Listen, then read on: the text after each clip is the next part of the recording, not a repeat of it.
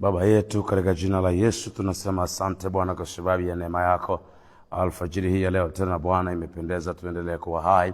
Tunakutukuza Mungu mtakatifu na tunakuinua sana kwa sababu peke yako ndio unastahili sifa na utukufu wa Bwana.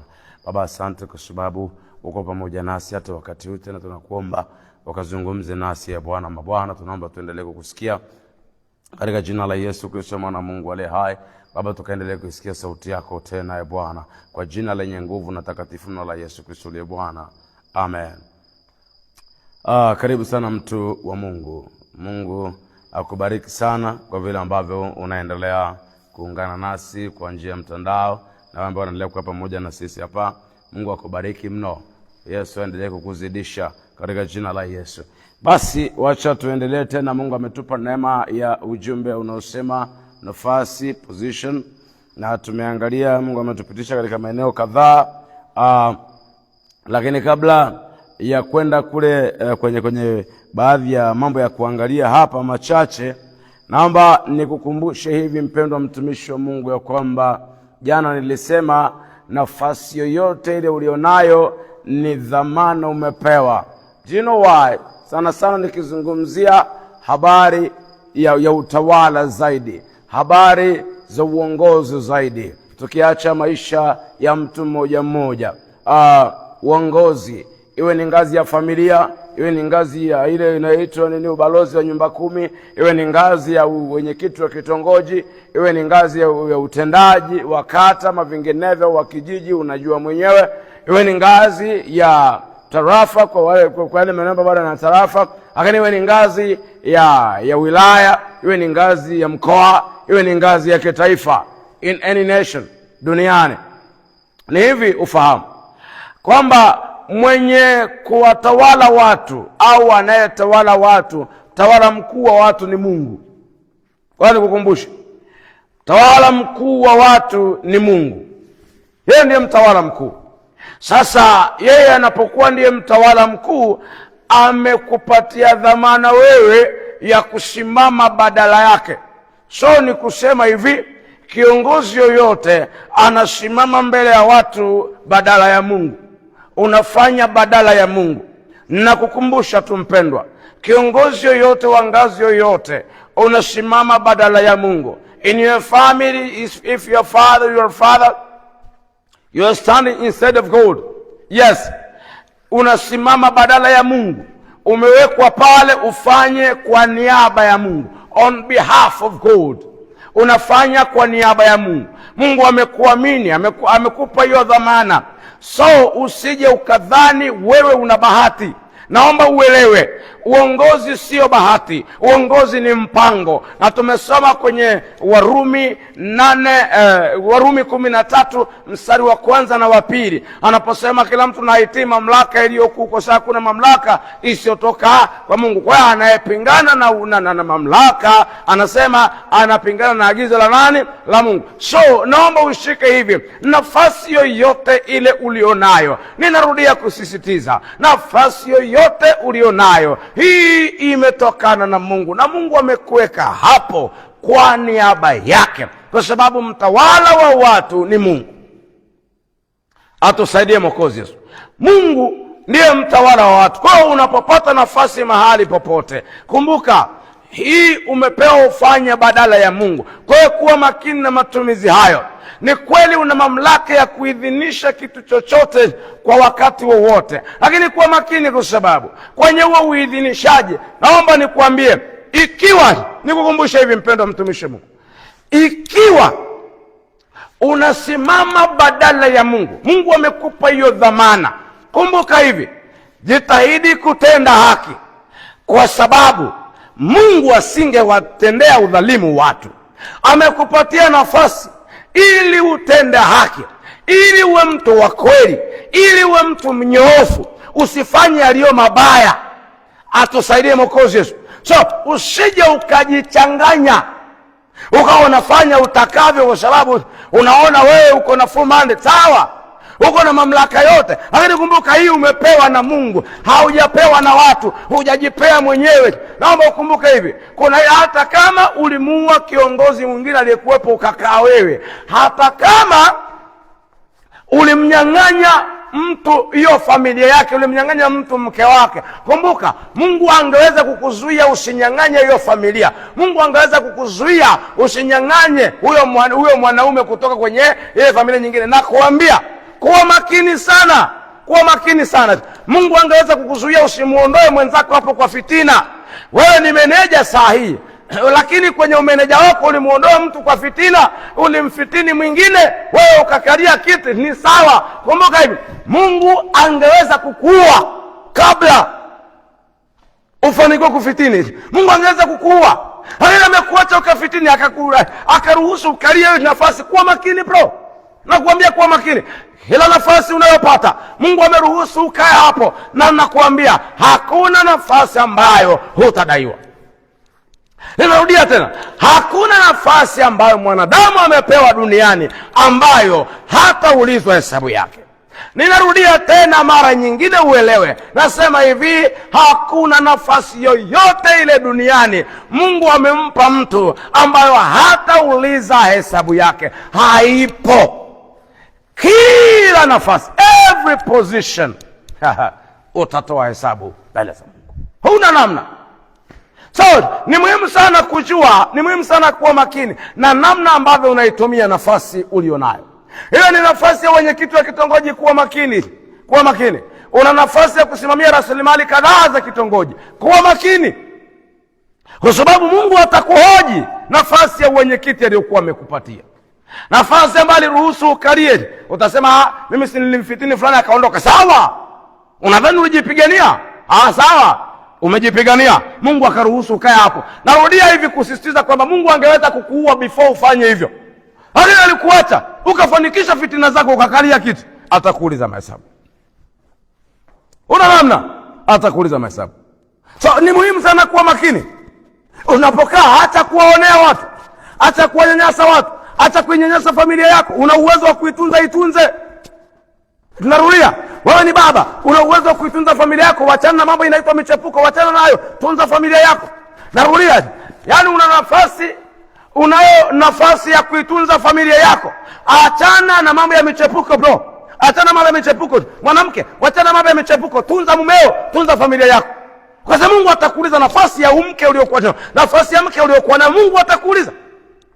Nafasi ya ubaba uliokuwa nayo, Mungu atakuuliza. Nafasi ya mume uliokuwa nayo, atakuuliza. Nafasi ya umama, Mungu atakuuliza. Mahesabu yake utoe nafasi ya umama uliokuwa nayo, kwa watoto 5, kwa watoto 7, kwa watoto 8, kwa watoto 2, kwa mtoto mmoja. Atakuuliza nafasi ya umama. Ulifanya nini kwenye nafasi yako ya umama? Ulifanya nini?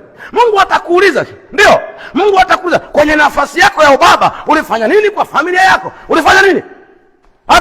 Atakuuliza utoe hesabu. Kabisa ujue hiyo. Kwenye nafasi yako yote umepewa, ni kweli, atakuuliza kwenye hiyo nafasi umefanya nini. Makini. Arudia tena. Be careful brother. Kuwa makini. Atusaidia Yesu Mwokozi, mfalme wetu. Naomba ujue hivi kwamba kila nafasi Mungu ameruhusu, Mungu amekuruhusu, Mungu amekuruhusu, utatoa hesabu. Tunakuambia na ujiandae, utatoa hesabu. Hiyo nafasi imetokana na Mungu, na tumeona jana hakuna mamlaka yoyote isiyotoka kwa Mungu. Ndio, hata kama utaita mamlaka gani, wewe utajua, lakini kila mamlaka imetoka kwa Mungu. Naomba nikukumbushe hivi. Umepewa nafasi. Utasema mimi nimesoma, nafasi nimesoma, nimepewa na elimu. Hakuna nafasi uliyopewa na elimu brother, my sister. Hiyo nafasi uliyopewa na elimu, hiyo nafasi ya ukurugenzi pale, hiyo nafasi ya umeneja pale, hiyo nafasi ya ufanyakazi wa kawaida pale, hujapewa na elimu yako leo. Hiyo nafasi hujapewa na elimu yako. Ndio wewe ni assistant manager, hujapewa na elimu yako. No, hii nafasi umepewa na mbingu. Mbingu imeruhusu ukae hapo. Kwenye assistant manager umepewa. Kwenye nafasi ya umeneja mkuu umepewa na Mungu. Umepewa, Mungu amekupa ukalie ile nafasi. Mungu amekupa kwa makusudi yake, anajua kwa nini. So ni muhimu sana ukawa makini. Yaani kuwa makini na nafasi yoyote ile ambayo unapewa. Mungu ameruhusu ukalie hicho kiti. Mungu ameruhusu ukalie kwenye hicho kiti cha umeneja, ukizunguka, ukirotate the way unataka. Mungu amekuruhusu ukalie hapo. Atakuuliza hiyo nafasi kabisa. Wao chao chochote, nafasi yoyote, Mungu atakuuliza maswali. Lazima ulijue hili. Mungu atakuuliza maswali kabisa. Sasa umepewa umeneja, wewe unawaonea watu, unawanyanyasa watu, unawasumbua watu, unawaumiza watu, unafanya udhalimu, unachukua fedha zao. Kwa sababu wewe ni meneja, unaweza ukafanya, kama hamtanipa na wafuta kazi. Sawa, watakupea, lakini Mungu atakuuliza maswali. Mungu atakuuliza maswali ya hiyo hela ulikula. Atakuuliza maswali. Sababu Mungu amekuruhusu kaa hapo. Kumbuka mambo mawili, ni kwa faida yake, lakini kwa faida ya kwako mwenyewe. Tunarudia, ni kwa faida yako na kwa faida yake. Sasa unapopoteza umakini, utaharibu sana. Bwana Yesu atusaidie sana. Kwa nini unapaswa kuwa makini? Tuangalie sababu kadhaa. Kwa nini unapaswa kuwa makini kwenye kila nafasi unayopata? Jambo la kwanza tumeona ni kwamba Mungu ndiye aliyekupa hiyo position. Mungu ndiye amekupa hiyo nafasi. Wewe inakulazimu kuwa makini, whether unataka ama utaki. Hata kama wewe ni kiongozi, hata kama wewe ni mchawi, inakubidi uwe makini. Nakuambia, kwa sababu Mungu ameruhusu ukalie hiyo nafasi. Kuwa makini. Jambo la pili, Mungu amekuweka mbele ya watu, hajakuweka kuwa mmiliki wa watu. Sababu ya pili, Mungu amekuweka kuwa mbele ya watu, kuwatangulia wengine. Mungu hajakuweka kuwa mmiliki wa watu. Narudia tena, nasema hivi, Mungu anaporuhusu upate nafasi mahali popote ya level yoyote, amekuweka utangulie mbele ya wengine. Hajakuweka kuwa mtawala wa watu. Hajakuweka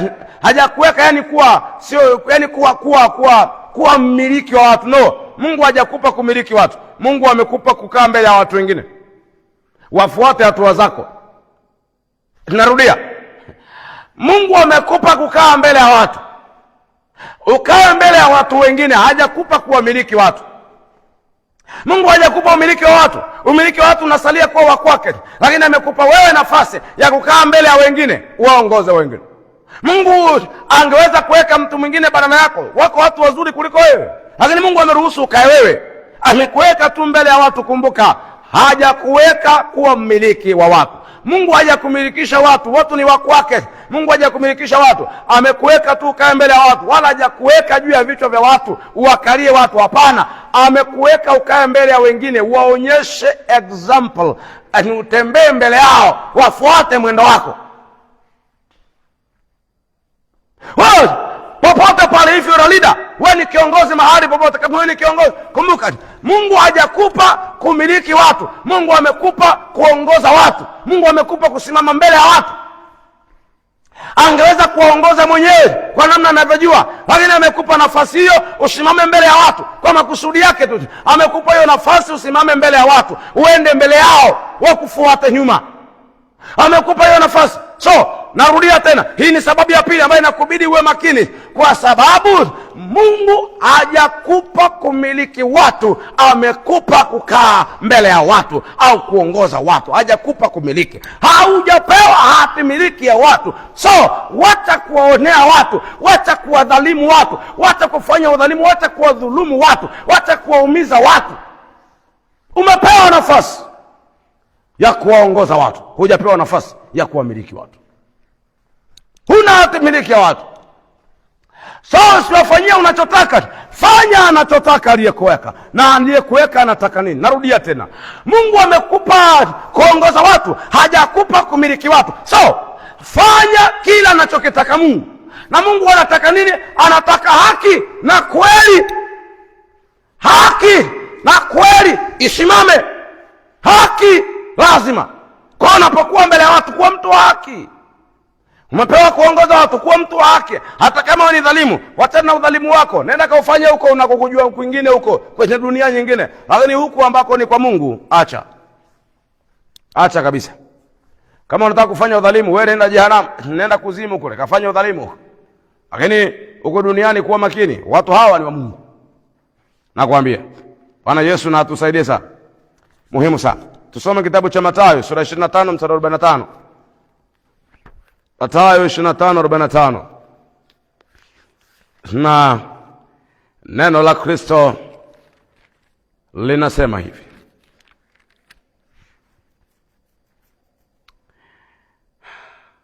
naye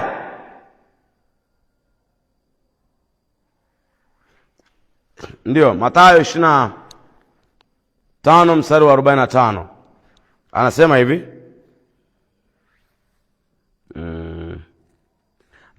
ni Mathayo 24:45 anasema hivi: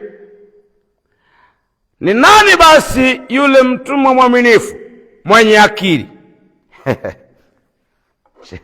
Neno linanifurahisha sana. Sikia,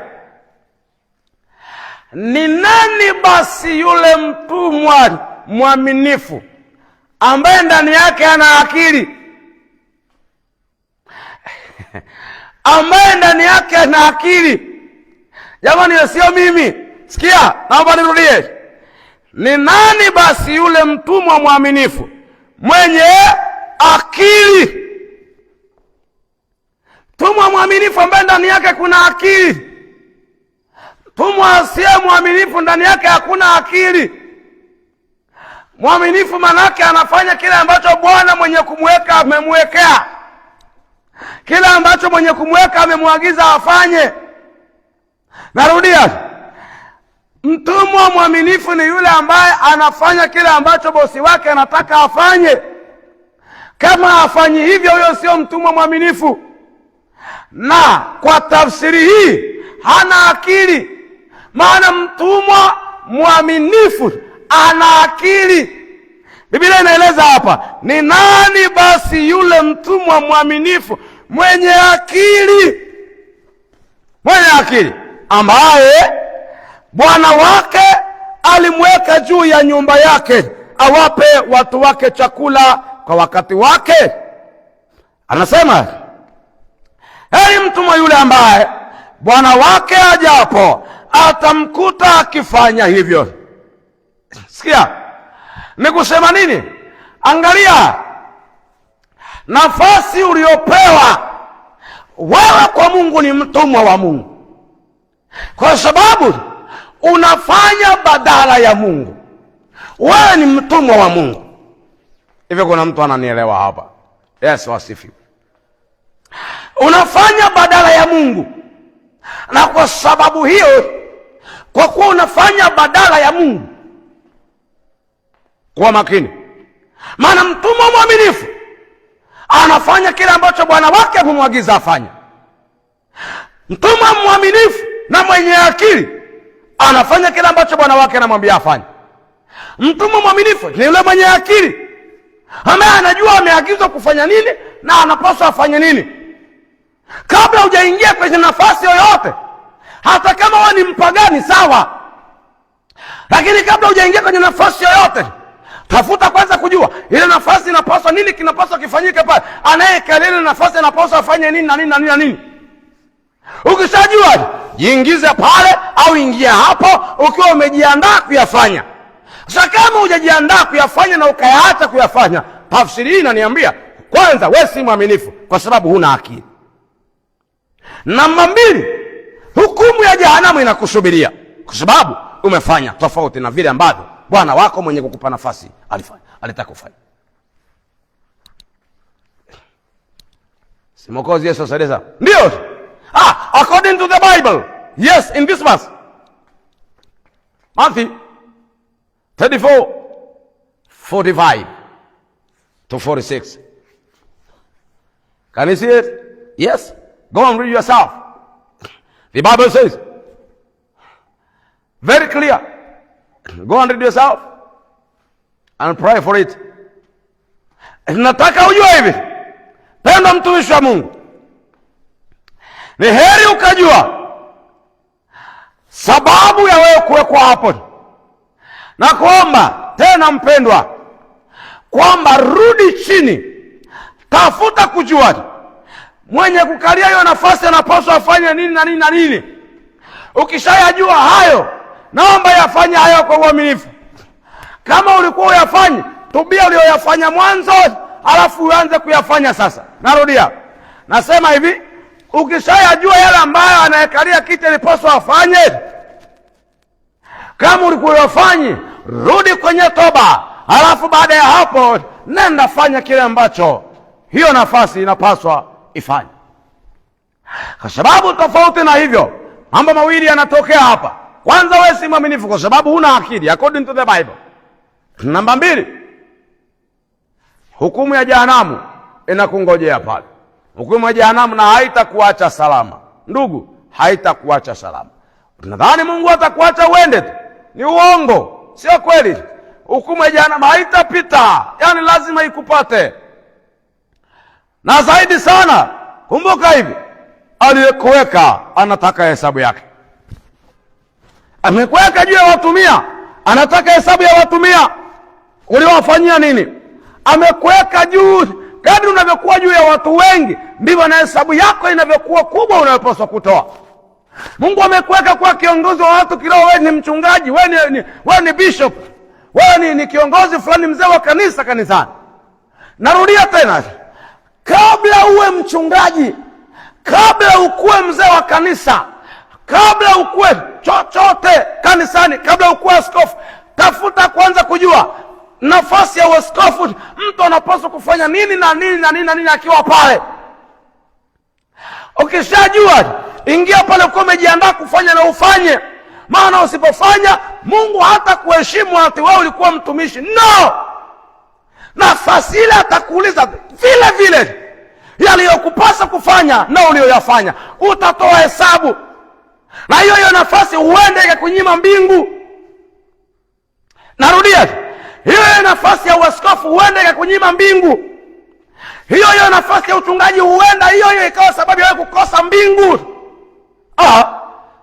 Kwa sababu umeitumia namna gani? Na anasema hivi, mtumwa aliyewekwa, kazi yake alipewa awape watu chakula kwa wakati.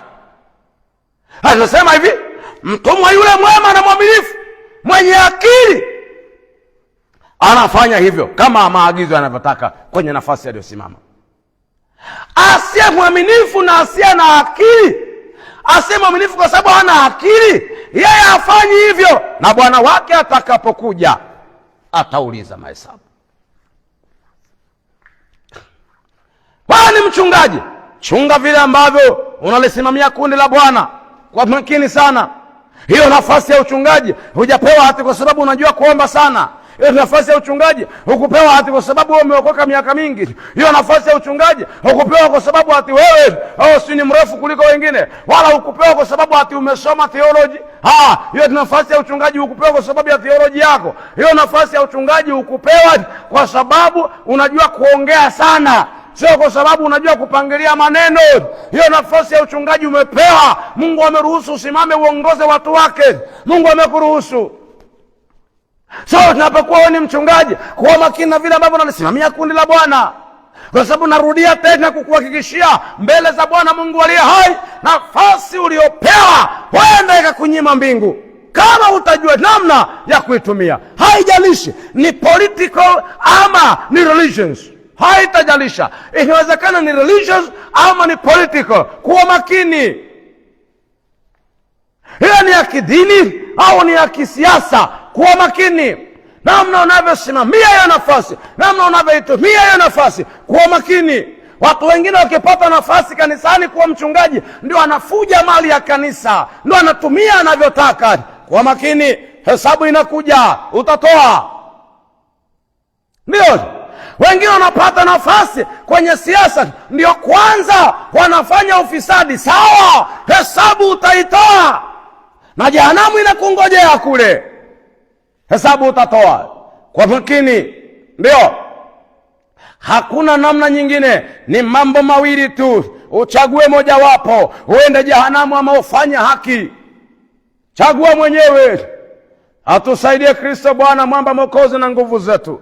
Nasikia kukuambia tu, mwaminifu ana akili, anajua kimpasacho kufanya. Kama hujui kinachokupasa kufanya, bora uache. Hiyo nafasi haikufai wewe. Kama hauko tayari kufanya kinachokupasa kufanya, bora uache, kwa sababu ni hatari kwako. Baba yangu, nikuambie, ni hatari kwako. Nakwambia kabisa my brother, ni hatari kwako. Hiyo ni hatari.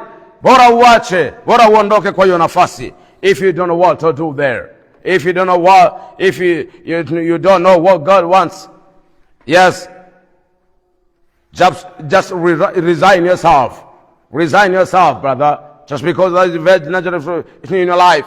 Yes, your future is in danger. Your future is in danger. Your eternity is in danger. I said again that if you have any position and you don't know how to do it, what to do in that position, according to God's words, remember that the position will keep you in danger. Your eternity is in danger. So just be careful, brother. And God bless you. Our Father in heaven, this morning we thank you again. Thank you for your words, our Father. You've spoken to us. Our Father, we thank you. Hallelujah. Baba, tunakutukuza tena asubuhi ya leo.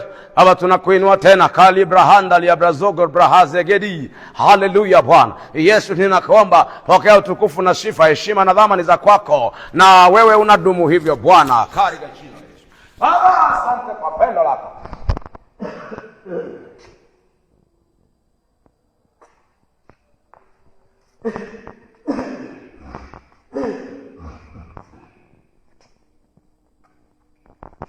Tunakushukuru Mungu wetu na Baba yetu kwa pendo lako Bwana na fadhili zako Mfalme, katika jina la Yesu. Baba, tunasema asante vile umekuwa pamoja nasi Bwana. Tunalitukuza jina lako Baba, tunakuinua na kukusifu sana. Asante kwa matendo yako makubwa na ya ajabu katika maisha yetu Jehova. Baba, tunakutukuza na tunakuinua. Asante kwa sababu ya wakati huu, Mungu mwenye mamlaka, Mungu mwenye uweza Jehova. Tunasema asante kwa sababu ya wakati huu Bwana. Baba, tuko mbele zako tena katika muda sana, dakika hizi Bwana wangu na Baba yangu, ninakuja mbele zako Bwana nikikushukuru sana kwa sababu ya pendo lako la pekee, pendo lako la ajabu mno. Bwana wangu, ninakushukuru sana kwa sababu ya fadhili zako.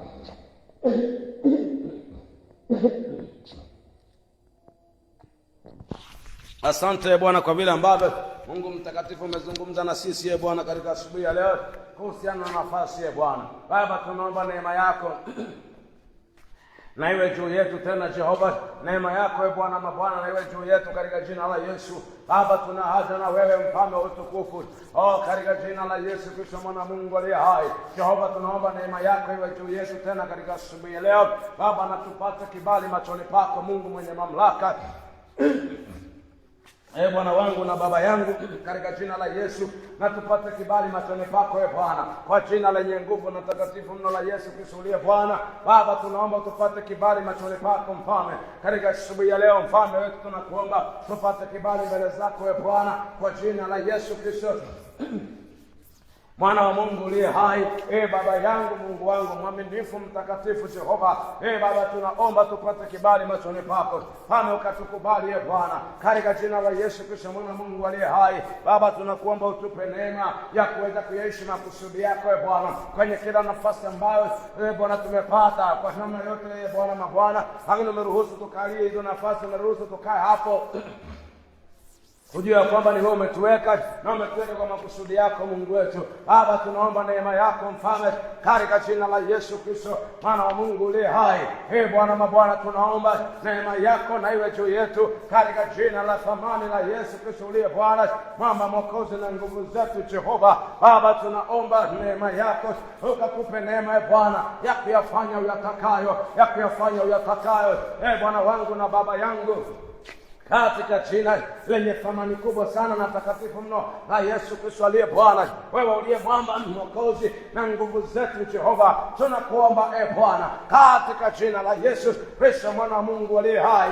Bwana mabwana, ninakuomba Mungu mtakatifu Jehova, Baba yetu, Mungu mwenye mamlaka, katika jina Yesu Kristo mwana Mungu aliye hai. Mungu mtakatifu, Jehova Bwana wangu na Baba yangu, mimi ninakuomba Bwana katika jina lenye nguvu la Yesu Kristo mwana Mungu aliye hai. Baba yangu na Mungu wangu, ninakuomba sana kwa jina la Yesu kwamba ukatupe neema tena katika alfajiri ya leo. Mungu mwenye mamlaka, Baba yetu, tunakusihi Mungu mtakatifu kwamba Bwana mabwana, tunaomba ukatuwezeshe Bwana Baba, tupe neema ya kuishi utakayo, tupe neema ya kufanya utakayo, tupe neema ya kuishi utakayo, tupe neema ya kufanya utakayo kwa jina lenye nguvu la thamani na takatifu mna la Yesu Kristo uliye Bwana. Baba, ninakusihi Mungu mtakatifu ya kwamba neema yako na iwe pamoja nasi Bwana Yesu, katupe neema Bwana, mioyoni mwetu ukatie kutenda ya kupendezayo, mioyoni mwetu Bwana ukatie kutenda ya kupendezayo. Bali pengine Bwana tuko na nafasi mbalimbali,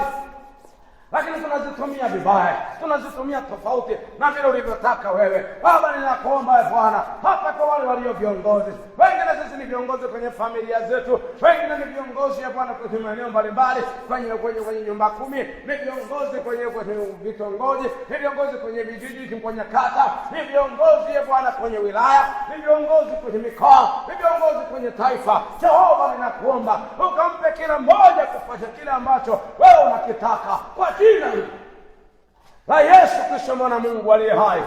Bwana wangu na Baba yangu, mimi ninakuomba sana na kwamba Jehova Mungu wangu na Baba yangu, katika jina la Yesu Kristo mwana Mungu aliye hai, Mungu mtakatifu, Jehova Bwana wangu na Baba yangu, ninakuomba Bwana kwa jina la Yesu Kristo mwana Mungu aliye hai. Baba, neema yako na iwe juu yetu. Baba, tunaomba mpango, nia, madhumuni na makusudi yako hayo ndio yakatimizwa katika maisha yetu. Tupe neema Bwana kufanya utakayo kwa jina lenye nguvu la thamani la Yesu Kristo Mwokozi uliye hai. Baba, tupe kufanya uyatakayo, tupe kutenda uyapendayo, tupe kutenda ya kufurahishayo kwa jina la Yesu Kristo mwana Mungu aliye hai. Bwana, wale walio viongozi kwenye ngazi mbalimbali, tupe neema Bwana kufanya yale utakayo, kufanya yale ya kupendezayo, kufanya yale ambayo ni maagizo yako, tukawa watumwa waaminifu kwenye akili. Bwana wangu na Baba yangu, ninakuomba Mungu mtakatifu, Jehova Mungu wetu na Baba yetu, katika jina la Yesu Kristo mwana wa Mungu uliye hai. Bwana wangu na Baba yangu, ninakuomba Mungu mwaminifu, ninakuomba Mungu mtakatifu, Jehova Bwana wangu na Baba yangu, katika jina la Yesu Kristo mwana wa Mungu aliye hai. Mungu wangu, Baba yangu, Mungu mwaminifu, Mungu mwenye mamlaka, Mungu mwenye nguvu, Mungu mwenye uweza, katika jina la Yesu Kristo mwana Mungu uliye hai. Bwana wangu na Baba yangu, katika jina la Yesu ninakuomba neema Bwana, ninakuomba neema Bwana, ninakuomba neema Mfalme, kwa jina la Yesu Kristo mwana wa Mungu uliye hai. Bwana wangu na Baba yangu, mimi nakuomba Mungu mtakatifu kwamba Jehova, neema yako iwe juu yetu Bwana. Roho Mtakatifu wa Bwana ukatutie nguvu, Roho Mtakatifu wa Bwana ukaendelee kusema nasi katika jina la Yesu. Baba, tupe neema, Baba tupe neema kwa jina takatifu la Kristo Yesu. Baba, tupe neema, tunaomba mkono wako ulio hodari, mkono wako wenye uweza na uwe juu yetu Bwana. Baba, ukatuwezeshe kutenda uyatakayo katika jina la Yesu Kristo mwana Mungu uliye hai. Baba yangu, nakuomba kwa habari ya kanisa lako, naomba Bwana Yesu, nakuomba Bwana, mimina mwaka ile roho ya neema, nakuomba Baba ukatupe kama kanisa kuomba, tupe utafuta uso wako kwa nguvu katika jina la Yesu Kristo mwana Mungu uliye hai. Baba, ukatupe kuomba, ukatupe kuwa watu wa kuomba, ukatupe kuwa watu wa kutafuta uso wako kwa nguvu zote Bwana, kwa jina la Yesu aliye hai. Yesu, ninakuomba ukatupe neema Bwana ya kuishi uyatakayo, kuishi uyapendayo. Tupe kuwa watu wa kuomba, tupe kuwa watu wa kutafuta uso wako Bwana kwa bidii na juhudi nyingi Bwana, bila kujihurumia. Tupe kuwa watu wa kuomba bila kujihurumia, tupe watu wa maombi bila kujionea huruma, tupe watu wa maombi Bwana bila kujihurumia kwa namna yoyote. Lakini Jehova, tupe watu wa maombi, tupe watu wa kuomba na kutafuta uso wako. Jehova, ninakuomba tafadhali Bwana, katika jina la Yesu Kristo mwana wa Mungu aliye hai. Jehova Mungu wangu na Baba yangu, katika jina la Yesu Kristo mwana wa Mungu aliye hai. Bwana wangu na Baba yangu, ninakuomba sana mfalme wa utukufu. Bwana na Bwana, nakuomba Mungu mtakatifu, kwamba Jehova ulitakalo, Jehova ulipendalo, ndilo Bwana tukaliishi. Tupe neema ya kuomba. Tumekuomba Bwana, tumekutafuta uso wako kwa jina la Yesu. Baba, tunakuomba ukatupe kwa watu wa maombi. Tuombe Bwana bila kujihurumia, watu waombe kwa kufunga, watu tuombe Bwana kila mahali na kila wakati. Bwana Baba, tupe kwa watu wa kuomba kwa kufunga na bila kufunga, kwa watu wa kutafuta uso wako kweli kweli, kwa kumaanisha kabisa, katika jina la Yesu Kristo mwana wa Mungu aliye hai. Baba, tunakuomba ukatuwezeshe Baba, tupe hiyo neema ya kuishi maombi, kwa watu wa maombi, kwa watu wa kuomba, tukutafuta uso wako sana kwa nguvu zote, katika jina la Yesu Kristo mwana wa Mungu aliye hai. Baba yetu, nakuomba Bwana ukatutendee kwa utukufu wako kwa jina la Yesu. Tunakuomba kwa ajili ya wote walio wagonjwa,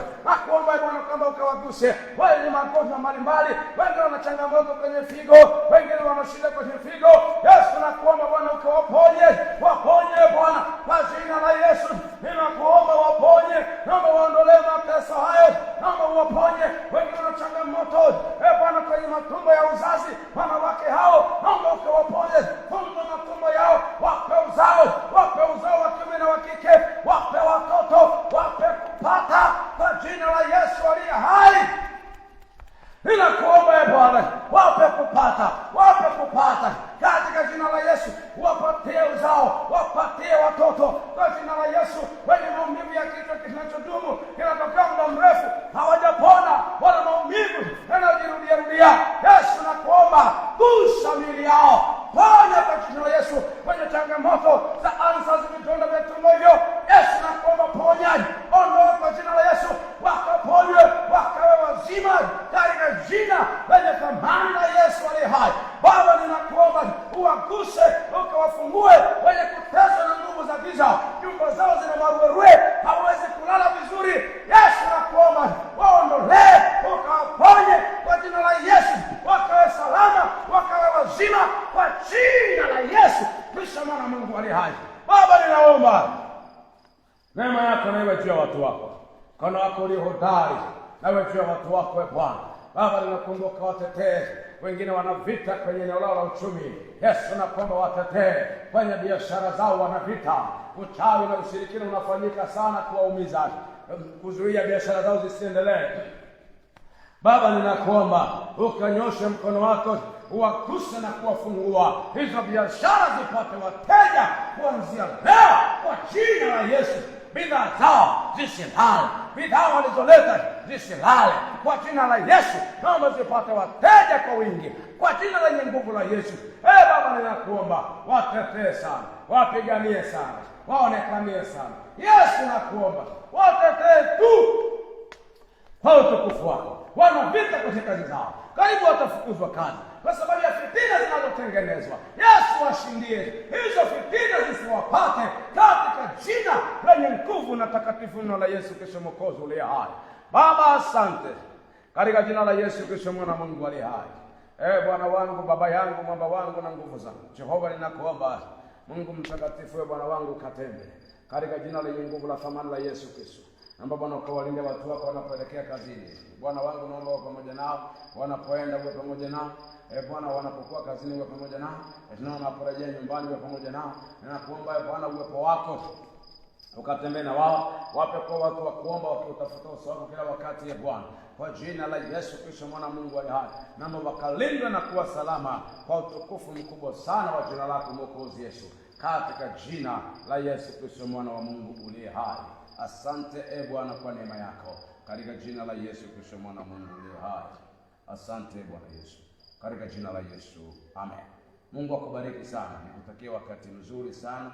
Bwana akawe pamoja na wewe, Bwana akatembee na wewe, akakulinde. Mungu akubariki na kukuinua.